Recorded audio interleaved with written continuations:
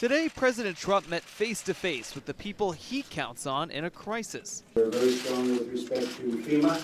FEMA is something I've been very much involved in already. During a tour of the Federal Emergency Management Agency, officials showed the president how they're preparing for a predicted above-average hurricane season. Chief Meteorologist Frank Johnson of WBTW TV in Myrtle Beach says now's the time of year he expects to see more storms develop. June and July, we typically don't see a whole lot. Once we get to August, September into October is when we see most of our hurricanes and the biggest and most destructive hurricanes. In May, the National Weather Service predicted we'd see 5 to 9 hurricanes develop in the Atlantic for this year. They also predicted 2 of those storms to be major. So far this year, 5 tropical storms have developed, but no hurricanes.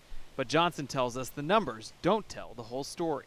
Whenever I talk to people about the seasonal forecast, I don't want people to pay attention to them because it only takes one hurricane hitting your town and all of a sudden that's a horrible season. Next week, the government will release an updated outlook on the season. And while there's no major storms on the radar now, South Carolina Senator Lindsey Graham told us today he's glad the president is holding FEMA officials accountable. FEMA is an organization that needs to be run more professionally, more like the military. But I applaud the president for getting ahead of what I think could be a very tough year.